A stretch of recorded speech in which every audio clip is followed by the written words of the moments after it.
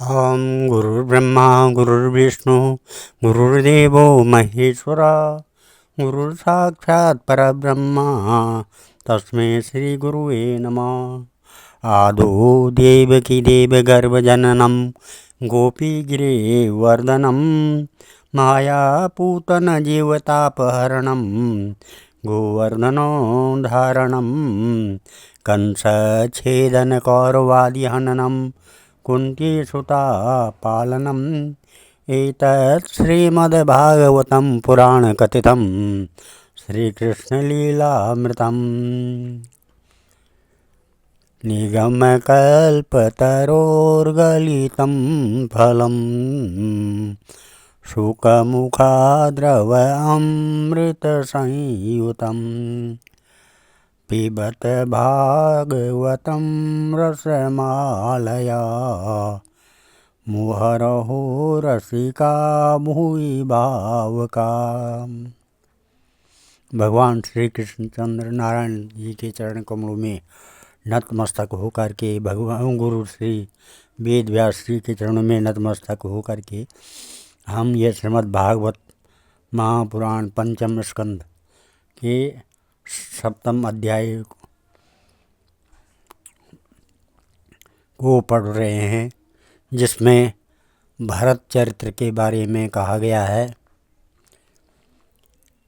श्री शुकवाच भरतस्सु भागवतो यदा भगवता वनितल परिपालनाय संचिन्ति तस्तदनुशासनपरा पंचजनीं विश्वरूपद्वितर उपेयेम तस्यां हवा आत्मजान् काश्चर्येणानुरूपाणात्मनं पंचजनयामास भूतादिरिव भूत सूक्ष्मणानि सुमतिं राष्ट्रभृतं सुदर्शनम् आवरणं धूम्रकेतुम् इदम् इति अजनाभं नाम एतद्वर्षं भारतम् इति यत् आरभ्य व्यपद्यसन्ति स बहुविन्महीपतिं पितृपितामह वधूरुवत्सलतया स्वे स्वे कर्मणि वर्तमान प्रजा स्वधर्मम् अनुवर्तमान परिपालयत् ईजे च भगवन्तं यज्ञक्रतुरूपं क्रतुभिरुच्चावचैः सहस्रदया हृताग्निहोत्र दर्श पूर्णमास चातुर्मास्या पशुसोमानं प्रकृति विकृति वीरानुश्रवणं चातुर्होत्रं विधिना। श्री सुखदेव जी कहते हैं, राजन महाराज भरत बड़े ही भगवत भक्त थे। भगवान ऋषभदेव ने अपने संकल्प मात्र से उन्हें पृथ्वी की रक्षा करने के लिए नियुक्त कर दिया। उन्होंने उनकी आज्ञा में स्थित रहकर विश्वरूप की कन्या पंचजनी से विवाह किया। जिस प्रकार तामस अहंकार से शब्द आदि 5 भूत तन्मात्र उत्पन्न होते हैं, उसी प्रकार पंचजनी के गर्भ से उनके सुमति राष्ट्र भृति सुदर्शन आवरण और धूम्रकेतु नामक 5 पुत्र हुए, जो सर्वथा उन्हीं के समान थे। इस वर्ष को, जिसका नाम पहले अजनाभ वर्ष था, राजा भरत के समय से ही भारतवर्ष कहते हैं। संप्रत चरत्सु नाना याज्ञेषु विरचितांग क्रियेष्व पूर्वं यत् क्रियाफलं धर्माख्यं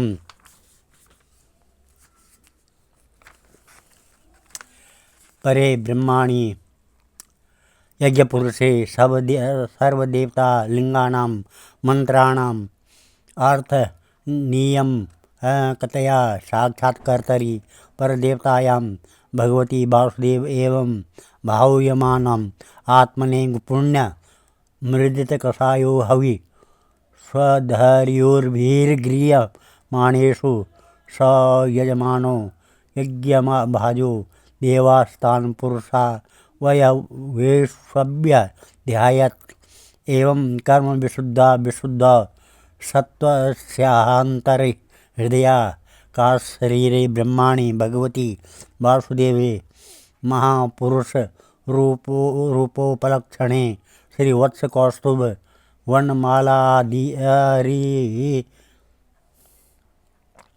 धर गदादिभिरुपलक्ष्यते निज पुरुष हल्लिखेतनात्मनि पुरुष रूपेण विरोचमानं मानहम उच्चेस्तरां भक्तिरनु दिन मेदमान रयजायत।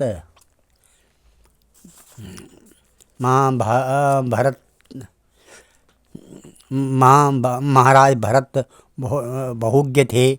वे अपने अपने कर्मों में लगी हुई प्रजा का अपने बाप दादाओं के समान स्वधर्म में स्थित रहते हुए अत्यंत वात्सल्य भाव से पालन करने लगे। उन्होंने होता, अर्धवायु, उद्गाता और ब्रह्मा इन 4 ऋतुजों द्वारा कराए जाने वाली प्रकृति और विकृति दोनों प्रकार के अग्निहोत्र, दर्श, पूर्णमास, चातुर्मास, पशु और सोम आदि छोटे बड़े क्रतुओं यज्ञों से यथा समय श्रद्धापूर्वक यज्ञ और क्रतु रूप श्री भगवान का यजन किया। इस प्रकार अंग और क्रियाओं के सहित भिन्न भिन्न यज्ञों के अनुष्ठान के समय जब अध्वर्युर्गण आहुति देने के लिए हवि हाथ में लेती तो यजमान भरत उस यज्ञ कर्म से होने वाले पुण्य रूप फल को यज्ञ पुरुष भगवान वासुदेव के अर्पण कर देते थे। वस्तुतः वे परब्रह्म ही इंद्रादि समस्त देवताओं के प्रकाशक, मंत्रों के वास्तविक प्रतिपाद्य तथा उन देवताओं के भी नियामक होने से मुख्य कर्ता एवं प्रधान देव हैं। इस प्रकार अपनी भगवत दर्पण बुद्धि रूप कुशलता से हृदय के राग, द्वेष आदि मलों का मार्जन करते हुए वे सूर्यादि सभी यज्ञ भोक्ता देवताओं का और भगवान के नेत्र आदि अवयवों के रूप में चिंतन करते थे। इस तरह कर्म की शुद्धि से उनका अंतःकरण शुद्ध हो गया। तब उन्हें अंतर्यामी रूप से विराजमान हृदयाकाश में ही अभिव्यक्त होने वाले ब्रह्मस्वरूप एवं महापुरुषों के लक्षणों से उपलक्षित भगवान वासुदेव में जो श्री वत्स कौस्तुभ वनमाला, चक्र, शंख और गदा आदि से शोभित तथा नारदादि निज जनों के हृदयों में चित्र के समान निश्चल भाव से स्थित रहते हैं, दिन दिन वेग पूर्वक बढ़ने वाली उत्कृष्ट भक्ति प्राप्त हुई।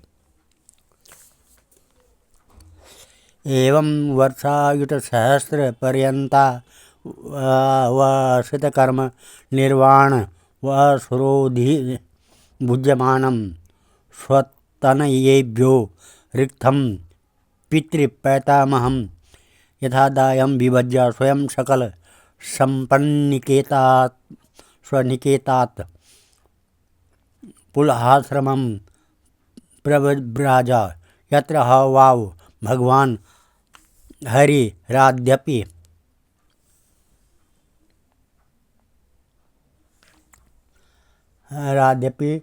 तत्रात्यानां निजजनानां वात्सल्येन सन्निधाप्यत इच्छारूपेण यत्राश्रम पदान्यो भवतो नाभिभिर्दुषैश्चक्रेश्चक्रनदी नाम सरित्प्रवरा सर्वथा पवित्रीकरोति।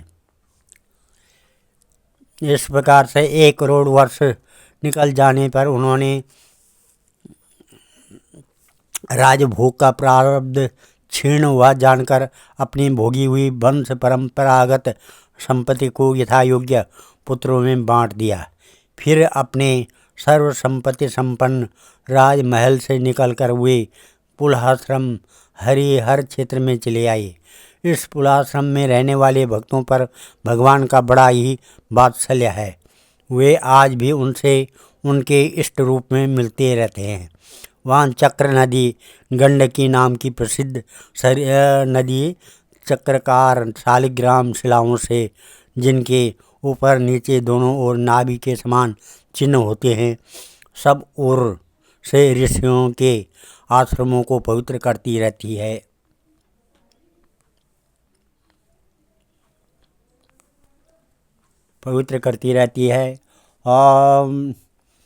तस्मिन् वावकिल स एकला पुलहास्रमोपवने विविध कुसुम किसलया तुलसिकबा अम्बुभि कंदमूल फलोपहारे स समेहमानो भगवत आराधना विविक्ता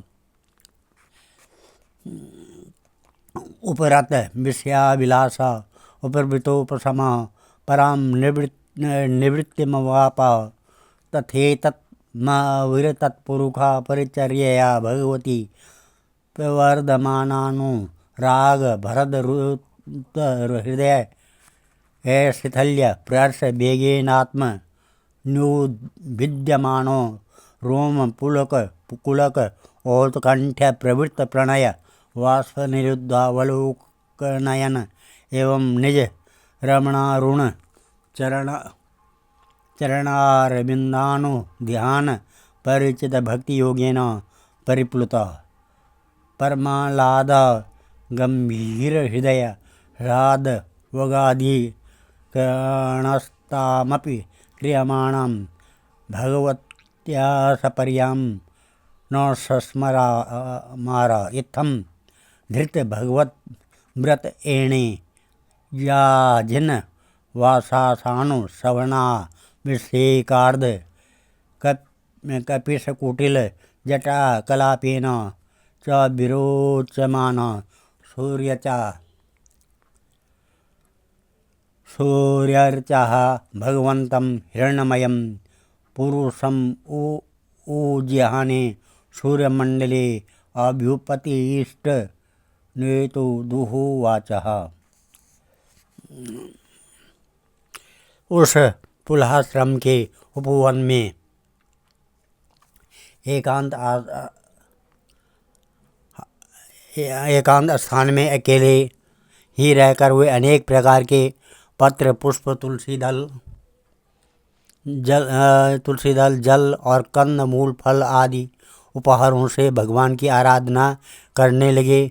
इससे उनका अंतःकरण समस्त विषयाभिलाषाओं से निवृत्त होकर शांत हो गया और उन्हें परम आनंद प्राप्त हुआ। इस प्रकार जब वे नियम पूर्वक भगवान की परिचर्या करने लगे तब उससे प्रेम का वेग बढ़ता गया, जिससे उनका हृदय द्रवीभूत होकर शांत हो गया। आनंद के प्रबल वेग से शरीर में रोमांच होने लगा तथा उत्कंठा के कारण नेत्रों में प्रेम के आंसू उमड़ आए, जिससे उनकी दृष्टि रुक गई। अंत में जब अपने प्रियतम के अरुण चरणारविंदों की ध्यान से भक्ति योग का आविर्भाव हुआ तब परमानंद से सराबोर हृदय रूप गंभीर सरोवर में बुद्धि के डूब जाने से उन्हें उस नियम पूर्वक की जाने वाली भगवत पूजा का भी स्मरण न रहा। इस प्रकार वे भगवत सेवा के नियम में ही तत्पर रहते थे। शरीर पर कृष्ण मृग चर्म धारण करते थे तथा त्रिकाल स्नान के कारण भीगते रहने से उनके केश भूरी भूरी घुंघराली लटों में परिणत हो गए थे, जिनसे वे बड़े ही सुहावने लगते थे। वे उदित हुए सूर्यमंडल में सूर्य संबंधिनी ऋचाओं द्वारा ज्योतिर्मय परम पुरुष भगवान नारायण की आराधना करते और इस प्रकार कहते हैं। परो रजस वितुर्जात वेदो देवस्य भर्गो मनसेदं जजान सुरेत सादा पुनराविश्य चष्टे हंसं गृधाणं निषदृंगर रामिमः। कि भगवान सूर्य का कर्म फलदायक तेज प्रकृति से परे है, उसी से संकल्प द्वारा इस जगत की उत्पत्ति की है। फिर वही अंतर्यामी रूप से इसमें प्रविष्ट होकर अपने चित्त शक्ति द्वारा विषय लोलुप जीवों की रक्षा करता है। हम उसी बुद्धि प्रवर्तक तेज की शरण लेते हैं। हम इस अध्याय को यहीं पर समाप्त करते हैं और कथा को यहाँ पर विराम देते हैं। कल भरत जी का मृग के मोह में फंसकर मृग योनि में जन्म लेना की कथा आएगी। ओम श्री कृष्ण गोविंद हरे मुरारे, हे नाथ नारायण वासुदेवा, हे नाथ नारायण वासुदेवा, हे नाथ नारायण वासुदेवा। ओम ध्येयं सदा परिभवग्नमविष्टदोहं, तीर्थात्पदं शिवविरञ्चनुतं शरणं भृत्यात्यहं प्रणतपालभवाब्धिपोतं, वन्दे महापुरुषते चरणारविन्दम्। मंगलम भगवान विष्णु मंगलम गरुड़ध्वजा, मंगलम पुंडरीकाक्ष मंगलाय तनोहरि, मंगलम भगवान शंभु मंगलम वृषभध्वजा, मंगलम पार्वतीनाथ मंगलाय शिवशंकर। ओम सर्वमंगल मांगल्ये शिवे सर्वार्थसाधिके, शरणे त्र्यंबके गौरी नारायणी नमस्तुते। अन्नपूर्णे सदापूर्णे शंकर प्राण वल्लभे, ज्ञान सौभाग्य सिद्ध्यर्थं भिक्षां देहि च पार्वती। या श्री स्वयं सुकृतनां भुवनेश्वरलक्ष्मीं, पापात्मानां कृतधियां हृदि सुबुद्धि, सर्वदा सतां कुलजन प्रवशलज्जा, तात्वां नतास्म परिपालय देवि विश्वम्। सर्वे भवन्तु सुखिनः, सर्वे सन्तु निरामया, सर्वे भद्राणि पश्यन्तु, मा कश्चित् दुःखभाग् भवेत्। धन्यवाद।